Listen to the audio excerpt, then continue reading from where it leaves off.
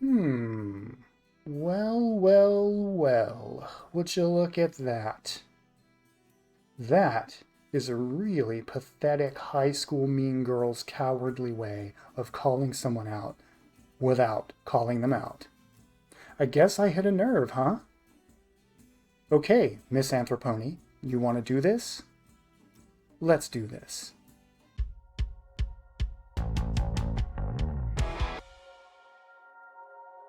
So, context. Back in December of 2020, I was tooling around on YouTube, and in my recommendations pops up a video by a person named MisAnthropony, a YouTuber I had never previously heard of. And this video was all about how The Last Jedi is a travesty and Rey is a Mary Sue. You know the content. It was all over YouTube back in 2016 to 2018 or so. But what caught my eye about this video is that it wasn't from 2016 to 2018. It had been uploaded that month, December of 2020. And I thought, what do? People are still angry about this on the internet? That's kind of silly. And then I thought, you know what? I am a tiny reaction channel. I could use some eyeballs on my content. Why not do a Star Wars reaction? So that's what I did. I queued up the video without watching it ahead of time, and I recorded myself reacting to it in real time, unedited. Then I uploaded that recording to my channel, lightly edited, just to remove coughing and some other disgusting mouth noises. But other than that, what you saw in that video was my real-time reaction. There's a link in the description box and somewhere on this screen right now. And I figured I was done with it. And my plan worked. It got eyeballs on my channel. If you look at my videos, you'll see that aside from my Harry Potter reactions, the last Jedi commentary reaction video I made is my most watched video so far. So I was happy. I moved on with my life. About 5 months go by, and it's now April of 2021. And MisAnthropony uploads a 3.5-hour marathon revisit of The Last Jedi and why it sucks. I wasn't even aware of this, really, until some of my subscribers anonymously made me aware that it was coming down the pike a few days ahead of time. And I was like, whatever. I don't really care. I'm sure it's just going to be a rehash of everything we've seen before, right? So then it uploads, I think earlier today, as I'm recording this video, it was earlier today. And a couple of my subscribers alert me anonymously, again, because they don't want to be targeted, I guess, that MisAnthropony calls me out without calling me out. What he did was, as you saw at the beginning of this video, took a screenshot of a comment that was left on my video, that the comment added me by name, and, just supported something I was saying. It was a conversation between myself and a subscriber to my channel, or at least someone who was just commenting on my video. And MisAnthropony showed that screenshot and proceeded to insult the intelligence of the person who commented on my video, and by proxy, insulted my intelligence without showing me.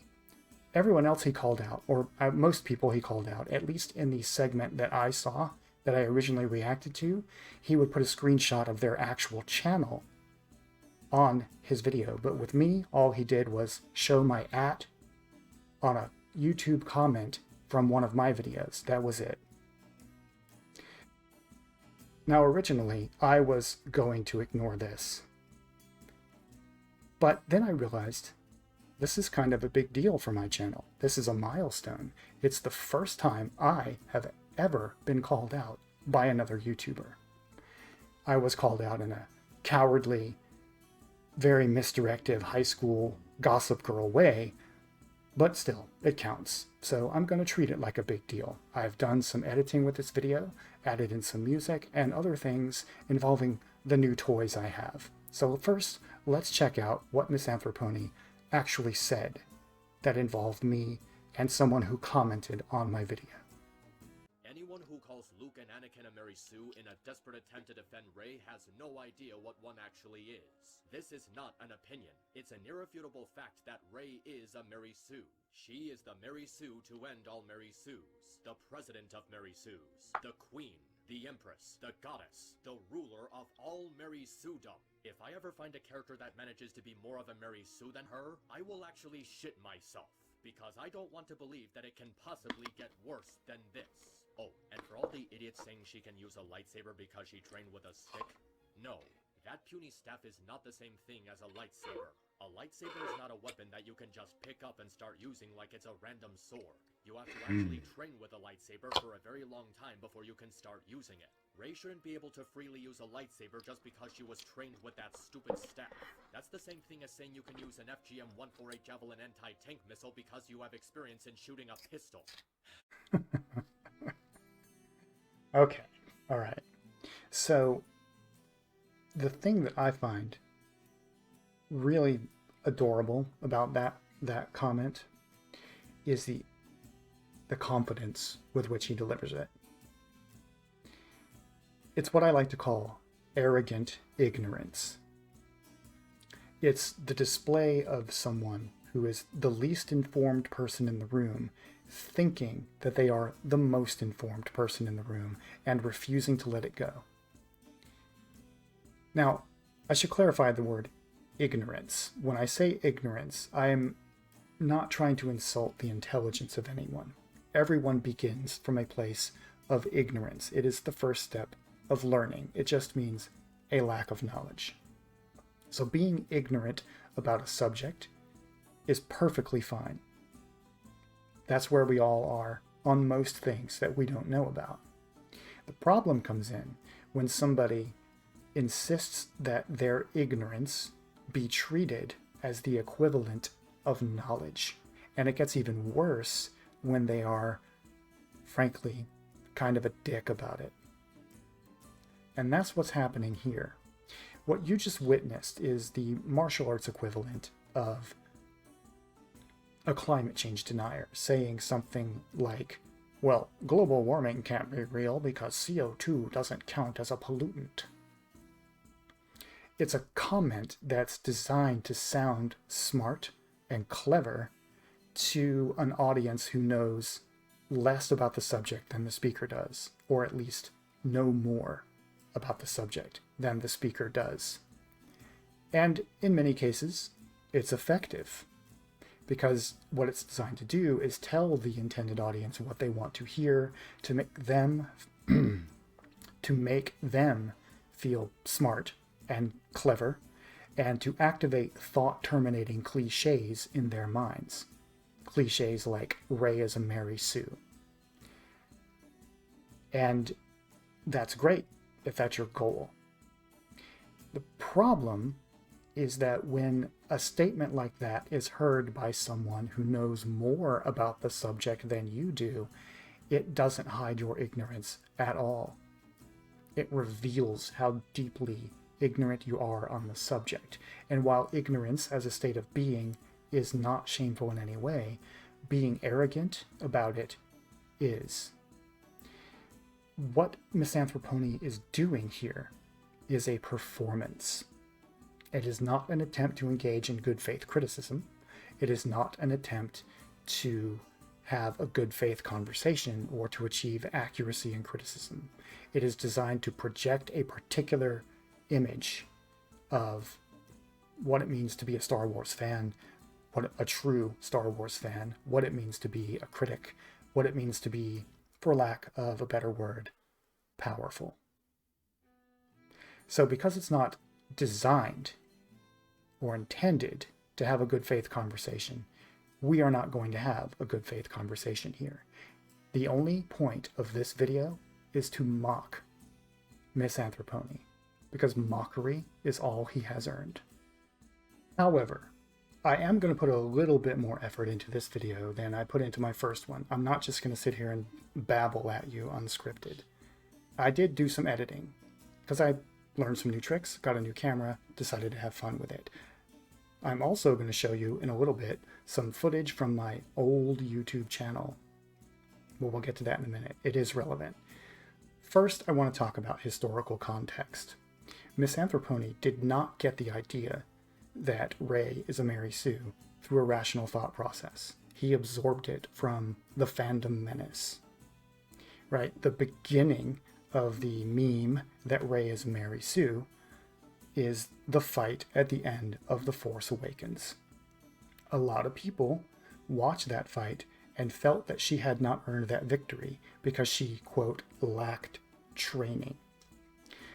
And when other fans at the time, including me, pointed out that the first act of The Force Awakens shows Rey fighting with a staff, the reason that's there is to give us, the audience, a cue to connect the dots in the third act when she picks up a lightsaber. And the counter to that argument by the fandom menace would be, no, the staff is nothing at all like the lightsaber. The lightsaber is such a unique weapon that it requires decades of dedicated and exclusive training. It can't be picked up by anyone who hasn't gotten that training and used effectively.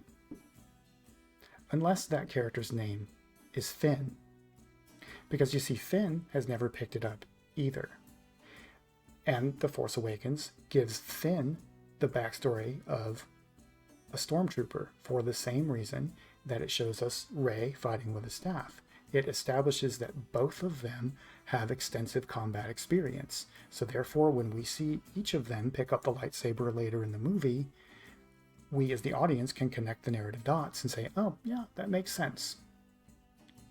But notice how the appeal to lore is abandoned in Finn's case, but bolstered in Rey's case. That's the problem. So my tactic in this discussion has always been to attack the foundational assumption that there's no overlap between fighting with a staff and fighting with a lightsaber. And we'll get to that in a minute. First, check out this historical timeline of other YouTubers making the exact same claim as MisAnthropony, but doing so years before he did. He absorbed this and just recycled it. He didn't come up with this argument on his own. Check it out. And then, of course, some people would say, well, you know, Rey fought with the bow staff, so she'd be good with the lightsaber. Only people who have never trained with a sword and a bow staff can say something as foolish as that. A bow staff, the point of the bow staff is that you can fight with any part of the weapon, alright? That's its strength. The point of a saber is to stab and cut. A bow staff does not fight like a sword. They are two different weapons. You cannot translate the two. It doesn't make any sense. So, no, she should not have won that fight. A second talent of hers, which is not explained, is her proficiency with the Force and the lightsaber. Where did she learn how to fence so capably? I'm sorry, but fighting with this would be very different to fighting with this. So Rey proceeds to whack him angrily with a stick, and he grabs another stick and they fight. This is the only fight that Luke takes part in. Yes, Luke Skywalker, the hero of the series, the main character, fights Rey with a stick and she wins. What the fuck do you mean she wins? Rey had no proper training with a lightsaber or staff. She can use a staff, but for one, that's different from a lightsaber, and two, she never received training with it anyway. She develops Force powers on the fly and can use them effectively with zero training and zero knowledge on the subject, and was able to defeat Kylo Ren in a lightsaber duel, a man who was personally trained by Luke Skywalker and was able to wage a successful rebellion against his former teacher. So, how much training do you think Rey had in lightsaber combat before beating someone trained in lightsaber combat? That's right, zero. And it could— I keep hearing that she grew up defending herself with a staff, a two-handed weapon you can rest against your body without dying. She'd never even turned on a lightsaber before. Plus, these guys have all harnessed the power of the Force. They have all trained with masters. They're on a different stratosphere. She has fought off vagrants. And you don't go from this to this. So, that's the historical context. And notice the thought-terminating cliche at the center of all of that. The thought-terminating cliche is Rey is a Mary Sue. That is the conclusion that has to be defended at all costs. It will be defended with appeals to lore when it's convenient, and appeals to lore will be abandoned when it's convenient. It's convenient to appeal to lore or to videos about the 7 different types of lightsaber fighting when the character being discussed is Rey and her fighting skills. If you say, well, Rey could fight with a staff, she has at least a decade or more of fight experience, therefore picking up the lightsaber at the end of The Force Awakens is totally plausible. The appeal to lore comes in, and they will say, no, the staff is nothing like the lightsaber. Nobody can pick up a lightsaber and use it effectively unless they have decades of dedicated training, unless they can use the Force. Otherwise, they would just hurt themselves or something. They just would not know what they're doing, right?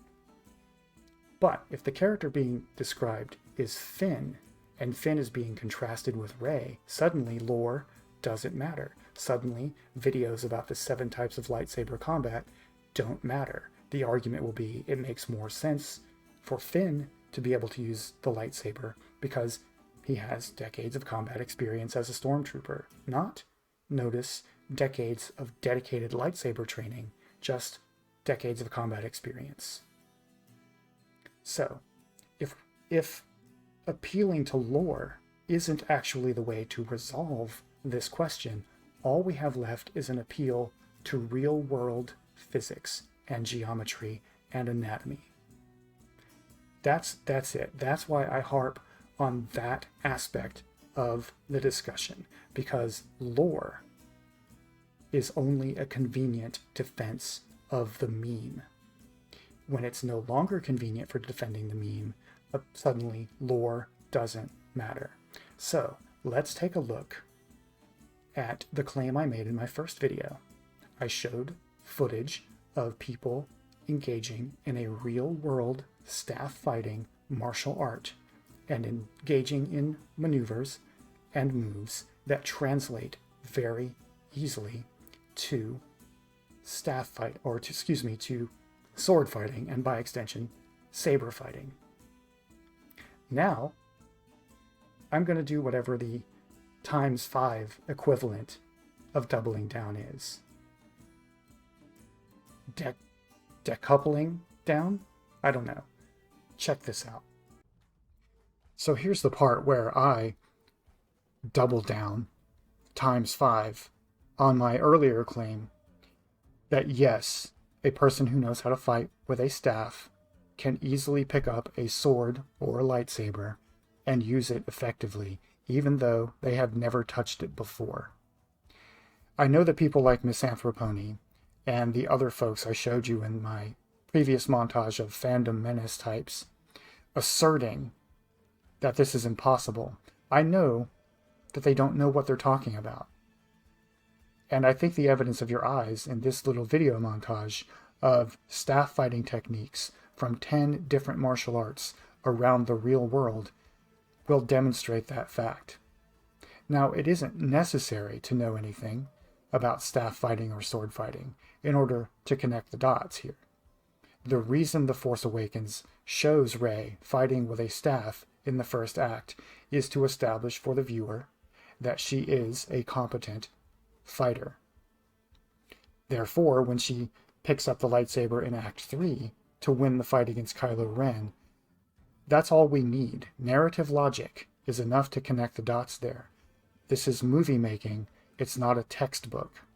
But for those who prefer a textbook, I put together this montage. And what I want you to notice here is that despite the length of the staff in any particular film clip, the movements are very similar. They're using very similar guard positions, similar angles of attack, similar footwork, and so forth. And there's an enormous amount of overlap between all of that and what you would do with a sword or a lightsaber. And this is very easy to understand. It's because there's a limited repertoire of movement available to the human body. It's not an infinite variety of things that fighters and martial artists can do. And this is why the popular misconception that every martial art is so utterly unique that you have to start from scratch whenever you start learning a new one is false. A person who has a solid grounding in any fighting style will have a much shorter learning curve with a new style than would a total novice. Now, the moves you're seeing here are not spice that are added to a stick fighting system just to confuse the enemy. They're not advanced techniques that are reserved for the most highly skilled students. These are considered fundamental movement principles of these fighting styles. They are taught to students at every level of ability from the beginning, because it's important to be able to know how to maneuver a weapon around your body without hurting yourself. And once you've mastered this fundamental set of skills, you can translate them to new weapons and new fighting styles. So, I don't know what else to tell you, folks. I think that any honest person watching this montage could not possibly any longer believe it was impossible for Rey to use a lightsaber if they accept the fact that she's a competent fighter with a staff. The skills are just incredibly similar, and it's not an opinion question, right? And people like MisAnthropony and the others I showed in my montage, who confidently assert that it's impossible and like to speak authoritatively on a subject that they clearly know nothing about, they are not concerned with accuracy or with empathy. What they care about is power. They want to feel right. They want to feel authority. They want to safeguard their control over fandom. And when someone comes along and demonstrates that they don't know what they're talking about, their tactic is name-calling, not engagement with the ideas. So I think this video speaks for itself, and I hope you enjoyed watching it, because I enjoyed researching it and putting it together. Thanks for watching. Now, I am under no illusions that any of that is going to change MisAnthropony's mind, or the mind of anybody in the fandom menace, or any other person whose primary intellectual loyalty in this discussion is to defending the meme rather than having a good faith conversation. So I'll just let Sleeping Rancors lie there. What I want to do right now is take a deeper dive, a more fine-grained look at why I think, as someone who trains with the staff and trains with swords and so forth, why I think that the lightsaber is more like a staff than it is like a sword, and why a person who can fight with a staff would be better prepared to pick up a lightsaber than is a person who fights with a sword. And I was originally gonna go and make a whole other montage with brand new voiceover, until I realized that I've already done all that work. I mentioned in my first response to MisAnthropony that I used to have another YouTube channel. And when I had that YouTube channel, I made my own, I think it was a 35-minute video about Rey's fighting skills and why they made sense to me. That channel was a disaster, frankly. And the video itself is something I'm no longer as proud of as I was when I made it. So sharing this clip from the video is going to be somewhat embarrassing for me, though hopefully it will be a fun peek into my past for my subscribers. But I think it covers the overall point I want to make pretty well. I don't necessarily defend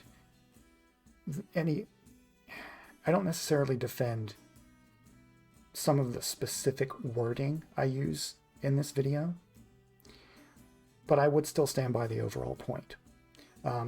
In this video, my language is not precise enough. When I talk about edge presentation with a sword versus a staff, I'm a little sloppy in describing the staff, so you might get the impression, if you're familiar with fighting arts, you might get the impression that I'm trying to say that wrist alignment doesn't matter when you're fighting with a staff. And that's not what I'm trying to say. What I'm getting at is the idea that you would not need as much precision to make an effective strike with a staff as you would with a sword, because of the fact that the sword has an edge. So it requires a bit more precision than striking with a staff, but both do require proper wrist alignment, and I did not say that. But that caveat being offered, I do stand by the overall point that this clip makes, and I want to give you fair warning. The sound quality is not great. You might want to adjust your volume before watching this. But it's a fun peek into my past, like I said, and when it's done, I will return with some concluding remarks. Have fun with this.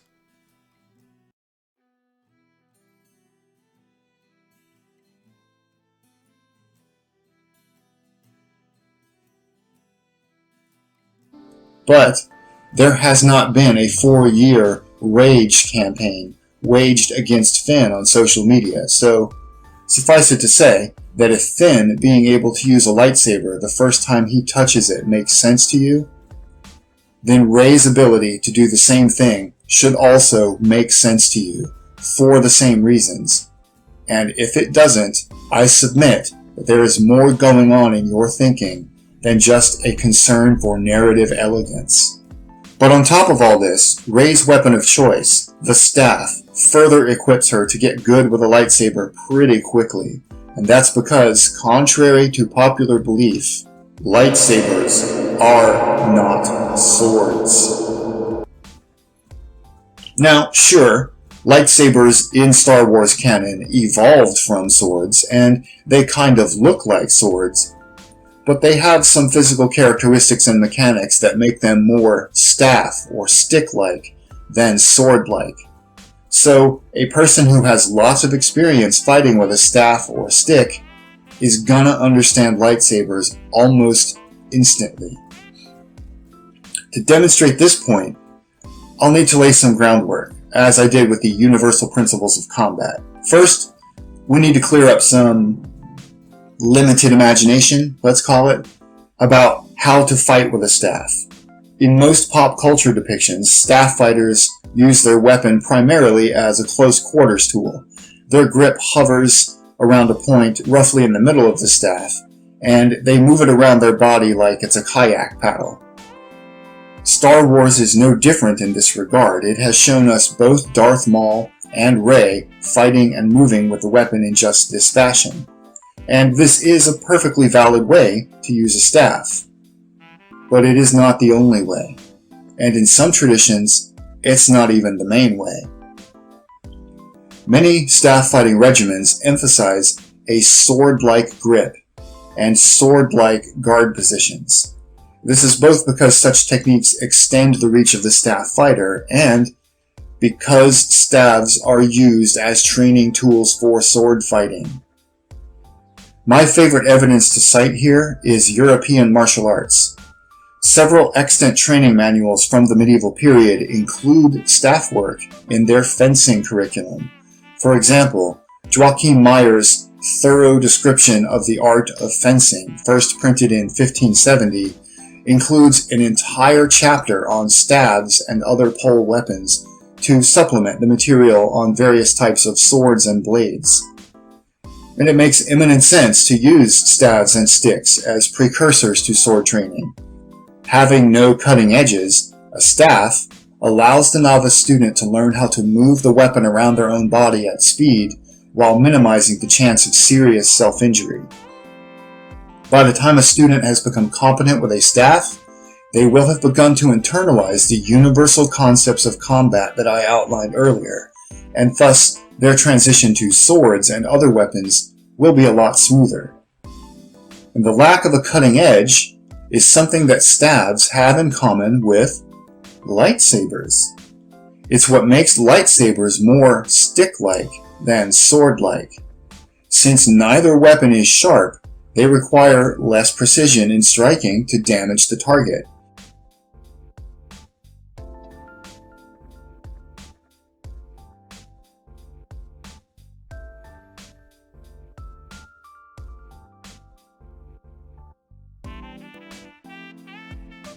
You see, with a sword, edge presentation is of supreme importance if you plan to inflict maximum damage on your opponent.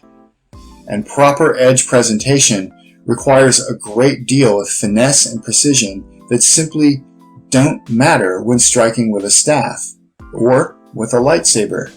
As one of our REY haters pointed out earlier, a hit with any part of the staff will potentially damage the opponent as well as a hit with any other part of the staff. As with stabs, so with lightsabers. Edge presentation would not matter much with a lightsaber because it has no sharp edges. So a person who has been using a staff for years would, at the very least, understand the basic movement principles that this fact about lightsabers generates. This point is driven home in two different places in the new Star Wars trilogy, actually. In the climatic battle between Rey and Kylo Ren in The Force Awakens, Rey doesn't get the upper hand on Kylo Ren until she starts using her lightsaber like a staff. Once she opens herself to the Force, her grip on her weapon changes and she falls back on staff techniques that she already knows in order to turn the tables. Go watch that scene in slow motion and you'll see what I mean. And in The Last Jedi, we see a training sequence in which Rey has an aha moment about the lightsaber, realizing that it is essentially a small staff. So she puts down her staff and then does the exact same techniques with the saber that she had just been doing with the staff. Speaking of that training sequence, I feel I would be remiss if I didn't address the elephant in the room that some of you may be thinking of. There's a YouTuber named Shadiversity who focuses on European martial arts and its intersection with pop culture, and he's made a video about Rey's supposedly terrible lightsaber fighting. As far as I know, he is the only experienced martial artist on YouTube who has addressed this subject in any detail, and I usually like his content a lot, and while I agree with him that the fight choreography in The Last Jedi's throne room scene is a trash fire, at least when viewed with a strict focus on martial technique and ignoring other narrative elements, I can't help but point out that Shadiversity's argument against Rey is also kind of a trash fire. Here's the main point of his video. Okay, so we start with the training montage. Not looking at The Force Awakens, okay? I'm looking specifically at the training montage in The Last Jedi. And so Rey is there, and she takes this stance. This is the stance, okay? And she is holding it, and she goes like this, on one side of the rock, and she goes like this.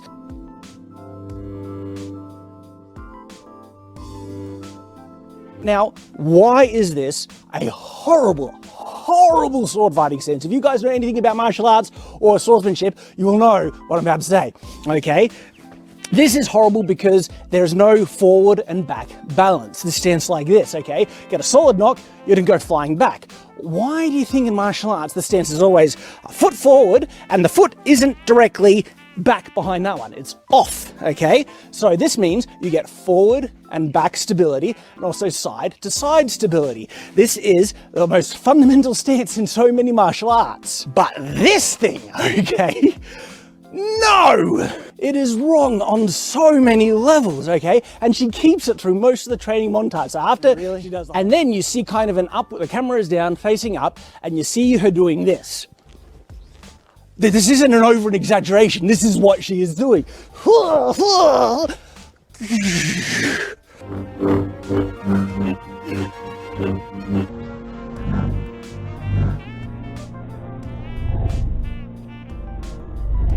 I don't know who choreographed this mess, but it is an absolute dog's breakfast piece of junk, okay? Now, it's not that Shadiversity is wrong about that being a terrible sword fighting stance. It's just that he's kind of attacking a red herring and also being a bit misleading about sword training. Though I think that's just an oversight on his part. He got caught up in the Rey sucks narrative and forgot to think about this critically. The stance he's demonstrating is popularly called a horse stance, and it has a long pedigree in martial arts conditioning with both open hand styles and many weapon styles, including Kendo, the Japanese sword art upon which lightsaber fighting was originally based. Using a horse stance in an actual fight is, yes, probably a bad idea, at least if you're using it as your foundational stance rather than just a transitional stance for a throw or an evasion. But that is not the point of the horse stance anyway. It is not meant to be used in a fight. It's used as a conditioning tool during training to help develop balance. So to take a scene in which Rey is not fighting, but is training, using a conditioning stance long recognized as efficacious in several martial traditions, and use it as his primary argument for why he thinks Rey is a shit fighter, is, in my opinion, more than a little disingenuous. Well, like I said, I think this was probably an oversight on Shadiversity's part, and I'll give him the benefit of the doubt on it, but nonetheless, it's a sloppy oversight that feeds into a lot of toxic arguments about Rey. So, I hope you enjoyed that peek into my previous incarnation on YouTube. It's probably the only one I'll ever offer on this channel. But before I go, I want to clarify my position on the question of Mary Sue's, because MisAnthropony strongly implied in that screenshot that my argument is that that Luke is a Mary Sue, therefore it's okay for Rey to be a Mary Sue. And that's not my position at all. My position is there are no Mary Sues in Star Wars or in any other canon of any other intellectual property. I'm trying to reclaim the phrase Mary Sue for what it originally meant, which was only an author's self-insert into fan fiction as a character who was beloved by all of that universe's canon characters. If a character exists in the actual canon of a franchise, by definition, that character is not a Mary Sue, period. The definition of Mary Sue that's being used by just about everybody on the internet these days is inherently sexist. Even if you are not a sexist, you're using a sexist argument. And I say that from my own experience. You may have noticed I'm Generation X. That means I was on the internet in the 90s when the phrase Mary Sue started getting taken over by right-wingers who hated characters like Princess Leia, Mara Jade. A few years later, they hated Ahsoka Tano. They also hated characters like Ripley and Sarah Connor and Captain Janeway. Basically, pick any strong female character from any franchise over the last 30 years, and back then, all of them were called Mary Sues by a group of anti-feminist right-wing fans who explicitly stated on message boards that their goal was to change the definition of Mary Sue so that they could advance their cultural and political agenda. And they were so successful at it that younger generations who come into the discussion now don't even realize that they've been successfully propagandized. So I'll let that marinate in your brain for a little bit and do my typical sign off. If you like what I do here, give me a thumbs up, subscribe, hit the bell, etc. And until next time, remember that what is best in life is to crush your enemies, see them driven before you, and engage in discourse with the women. And for all the idiots saying she can use a lightsaber because she trained with a stick, no, that puny staff is not the same thing as a lightsaber. A lightsaber is not a weapon that you can just pick up and start using like it's a random sword. You have to actually train with a lightsaber for a very long time before you can start using it. Rey shouldn't be able to freely use a lightsaber just because she was trained with that stupid staff. That's the same thing as saying you can use an FGM-148 Javelin anti-tank missile because you have experience in shooting a pistol.